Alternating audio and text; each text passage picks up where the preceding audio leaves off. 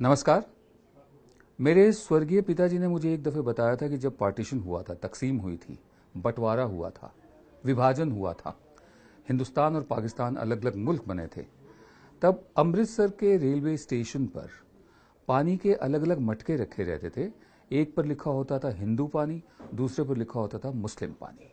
ये मुझे इसलिए याद आया कि आजकल उत्तर प्रदेश के चुनावों में जो चुनावी रैलियां हो रही हैं और जिस तरह के भाषण दिए जा रहे हैं, मुझे लगा कि फिर एक दफ़े बात बदल दी गई है, रास्ता बदल दिया गया है, नैरेटिव पूरा बदल दिया गया है, जैसे डीमोनेटाइजेशन के वक्त हुआ था। बात हुई थी ब्लैक मनी ख़त्म करने की, उसके बाद शिफ्ट किया कि टेररिस्ट फंडिंग ख़त्म करनी है, उसके बाद कहा कि नहीं नहीं, मकसद ये है कि जो नकली करेंसी बननी है वो रोकनी है। फिर कहा गया नहीं नहीं, कैशलेस सोसाइटी बनानी है। फिर कहा गया नहीं नहीं, लेस कैश सोसाइटी बनानी है। और आखिर में ये कहा गया कि रियल एस्टेट के दामों में कमी करने के लिए किया गया डिमोनेटाइजेशन। बिल्कुल इसी तरह यूपी में बात विकास से शुरू हुई थी। विकास से चलते चलते बात आगे पहुंची ये कहने के लिए कि नौजवानों के लिए नौकरियां दी जाएंगी। वो बात भी नहीं बनी, नहीं चला वो मुद्दा। फिर डिमोनेटाइजेशन का राग अलापा गया, लेकिन वो भी नहीं चला। लिहाजा बात अब हिंदू बिजली और मुस्लिम बिजली पर आ गई है, शमशान और कब्रिस्तान पर आ गई है। और बड़े नेता हैं, बड़ी बात करते हैं, बड़ा सोचते हैं, ये उनकी बड़ी सोच है। जरा सुनिए। भाइयों बहनों, गांव में अगर कब्रिस्तान बनता है तो गांव में स्मशान भी बनना चाहिए। अगर रमजान में बिजली मिलती है तो दिवाली में भी बिजली मिलनी चाहिए। अगर होली पे बिजली मिलती है तो ईद पर भी बिजली मिलनी चाहिए।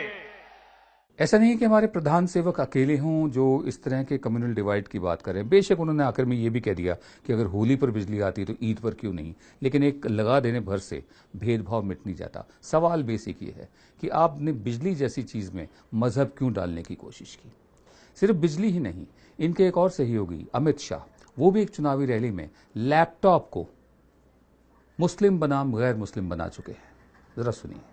किसी को लैपटॉप मिला है क्या? मिला है क्या? मिला है। लैपटॉप की योजना एक जाति और एक समुदाय के लिए सीमित कर दी। जहां देने हैं वहां तो दिए हैं, आपको नहीं मिलेगा। आपको मालूम है क्यों नहीं मिलेगा? मालूम है, आपका जाति और धर्म उनकी वोट बैंक के साथ मेल नहीं खाता। जन की बात बहुत मशहूर हो रहा है, मुझे बताया गया है, और जगह जगह देखा जा रहा है, रिएक्शन बहुत आ रहे हैं। तो कुवैत से एक साहब ने मुझे ये लिख के भेजा है, यूपी की बिजली साहिबे ईमान हो गई। यूपी की बिजली साहिबे ईमान हो गई, आज बदल लिया मजहब उसने और वो मुसलमान हो गई। कल तक वो रोशन करती थी ईद और दिवाली को एक साथ, आज वो शमशान की चिंगारियों से जेरे कब्रिस्तान हो गई। अब इससे ज़्यादा और क्या कहें कि चुनाव में जहां असली मुद्दे उठाने चाहिए, लोगों को पता चले कि किस लिए वो चुन रहे हैं किसी को भी, वहां पर बात अब कब्रिस्तान और शमशान तक आ गई है। देखते हैं 11 मार्च को क्या होता है। हमारी यूनिवर्सिटीज़ में शुरू से परंपरा रही है वाद विवाद की, बेबाक बहस की, किसी भी विषय को अलग अलग दृष्टिकोण से देखने की। हमारी यूनिवर्सिटीज़ इसलिए यूनिवर्सिटीज़ कहलाती हैं, विश्वविद्यालय कहलाते हैं। वो बेकरीज नहीं हैं जहां एक ही तरह के बिस्किट बनते हों या एक ही थैली के चट्टे बट्टे निकलते हों। यूनिवर्सिटीज़ में दिमाग बनते हैं, उसके बाद दोबारा से गौर किया जाता है, उसमें परिवर्तन लाया जाता है, सोच बदलती है, फिर उससे सवाल किया जाता है, औरों से बात की जाती है, अलग दृष्टिकोण से देखा जाता है। इस तरह से यूनिवर्सिटी में समय बिताने के बाद जब हम पास आउट होकर निकलते हैं, तब हम तैयार होते हैं असली ज़िंदगी जीने के लिए। कुछ ऐसा हुआ है पिछले 3.25 साल में कि हमारी यूनिवर्सिटीज़ पर, हमारे शिक्षा संस्थानों पर बहुत गहरे और बहुत बड़े बड़े हमले हो रहे हैं। चाहे वो film and television institute of India हो, चाहे वो हैदराबाद यूनिवर्सिटी हो, चाहे वो रांची यूनिवर्सिटी हो, इलाहाबाद यूनिवर्सिटी हो, जेएनयू हो, और अब जोधपुर यूनिवर्सिटी। जहाँ जहाँ पर आज़ाद आवाज़ है, जहाँ जहाँ पर आज़ाद सोच है, सवाल करने की नीयत है, जवाब देने का मादा है, वहाँ वहाँ उसे दबाने की कोशिश की जा रही है, ताकि सब एक ही तरह के स्टूडेंट निकले, एक ही तरह के विद्यार्थी निकले, जिनके दिमाग में एक ही तरह की फ्लॉपी डाली गई हो, जिसे वो अगली पीढ़ी को वैसा का वैसा दे देंगे। अगली पीढ़ी चरण स्पर्श करके गुरु शिष्य परंपरा का पालन करते हुए वही बात बोलेगी जो पहली पीढ़ी ने बोली थी। जोधपुर का उदाहरण यह है कि प्रोफेसर निवेदिता मेनन है जेएनयू की, उनको बुलाया गया प्रोफेसर राजश्री रानावत ने, इसलिए कि वो अपने स्टूडेंट से मिलवा सके कि बेहतरीन यूनिवर्सिटीज के बेहतरीन दिमाग क्या सोचते हैं। उल्टे राजश्री रानावत को सस्पेंड कर दिया गया और अब डिसमिस होने की बात चल रही कि इनको बुलाया क्यों गया। कहा यह गया कि निवेदिता मेनन ने देश के खिलाफ कुछ बोला था, और जिन लोगों ने बोला था जेएनयू में हमारे देश के टुकड़े होंगे, ये ऐसी बात बोली थी, उनका आज तक नहीं पता चला कि वो 6 लोग कहाँ हैं जिन्होंने वो नारे लगाए थे। बहरहाल प्रोफेसर अपूर्वानंद कुछ कह रहे हैं। डॉक्टर राजश्री राणावत का निलंबन कोई पहला मामला नहीं है। उदयपुर में कुछ महीना पहले मोहनलाल सुखाड़िया विश्वविद्यालय के डॉक्टर सुधा चौधरी और दिल्ली विश्वविद्यालय के प्रोफेसर अशोक वोरा पर इसी तरह हमला हुआ अखिल भारतीय विद्यार्थी परिषद, राष्ट्रीय स्वयंसेवक संघ के द्वारा, और इसी तरह उनके खिलाफ आपराधिक मुकदमा दायर किया गया। झारखंड केंद्रीय विश्वविद्यालय में भी एक विद्वान को सिर्फ न्योता देने के आरोप में वहां के एक शिक्षक को निलंबित कर दिया गया, जिसको बहुत ज़्यादा शोर शराबे के बाद ही वापस लिया जा सका।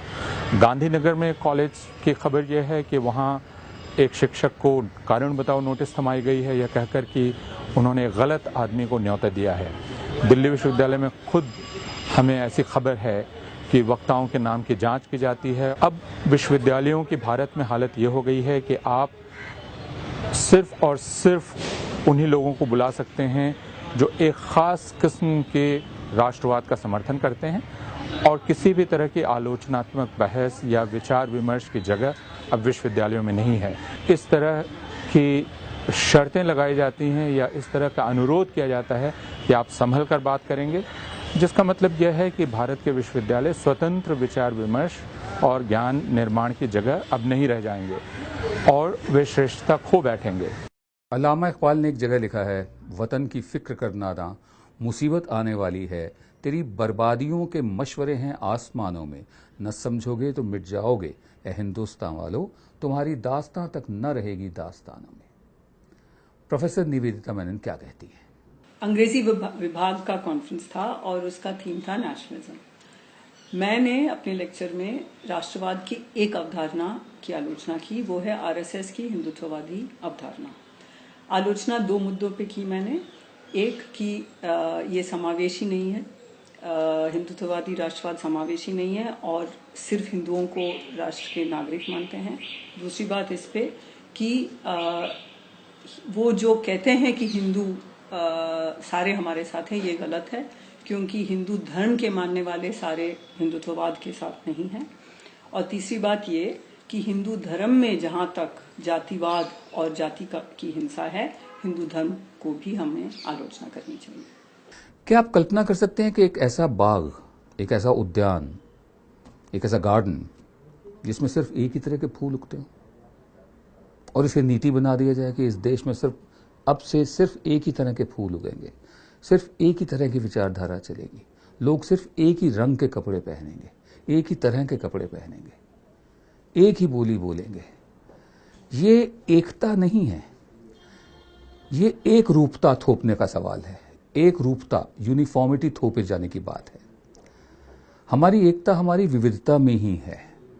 इसलिए जरूरी है कि बाग में तरह तरह के फूल खिलें, जंगल में तरह तरह के पेड़ हों, जैसे तरह तरह के पंछी होते हैं, तरह तरह के पौधे होते हैं, तरह तरह के जानवर होते हैं, वैसे ही विविधता हमारी पहचान है। आखिर में एक और साहब हैं, इर्तजा निशात साहब, उनका एक शेर अर्ज करता हूं। कुर्सी है, कुर्सी है, तुम्हारा ये जनाजा तो नहीं है, कुर्सी है तुम्हारा ये जनाजा तो नहीं है, कुछ कर नहीं सकते तो उतर क्यों नहीं जाते। ये उन सरकारों के नाम है जो कुछ कर नहीं पाती। कुर्सी है तुम्हारा ये जनाजा तो नहीं है, कुछ कर नहीं सकते तो उतर क्यों नहीं जाते। नमस्कार।